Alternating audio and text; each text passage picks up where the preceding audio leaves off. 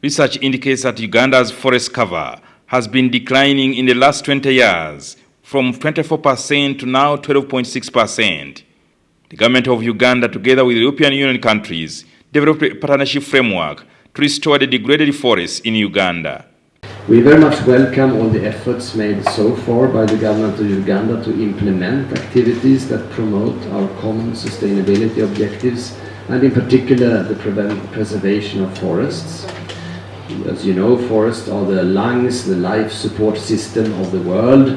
They help regulate the global climate and water cycle all around the globe, and their biodiversity is unique. This partnership into the forest sector, according to Sunny Williams, will be supported with 48 million euros, approximately 200 billion Uganda shillings.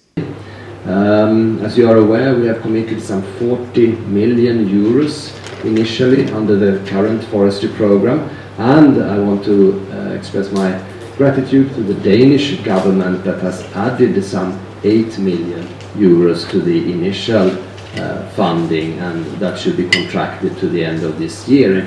Prior to the operationalization of the forest partnership, other EU member states like Germany through KfW and Sweden through CEDA had committed over $20 million, which had been locked in the World Bank over social safeguards and perceived discrimination against minority groups. In 2023, President Yoweri Kaguta Museveni put a ban on timber export as a measure to stop the cutting of forests across the country. Why are we allowing the export of raw timber and import furniture? Why can't these furniture factories set up here? I therefore direct you and the Minister of Water and Environment to make sure that this practice is stopped immediately. 2023. However, officials from the European Union nations are concerned that a number of investors into the forest sector are stuck because of the ban by the president. Uganda has been quite successful in setting up commercial plantations. The forest cover has actually expanded because of those commercial plantations. At the moment, a lot of these trees are fully grown, but the people who have planted them cannot use the investments they have made for commercial forestry because the processing facilities are not there, are not sufficiently developed.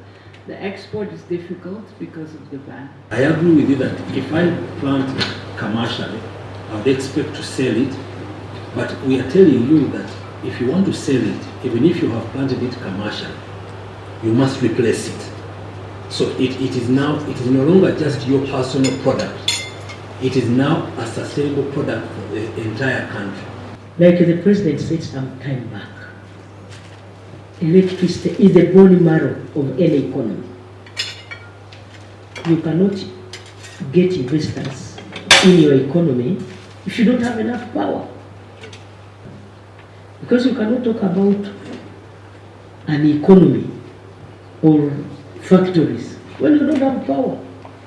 So we are looking at creating 150,000 decent forestry-related jobs. And these forestry-related jobs, because at the moment, when you export raw timber or you export the veneer, you are actually exporting jobs. You are taking timber, you are taking the veneers. There is still a lot of waste which can be turned into energy. That must be addressed.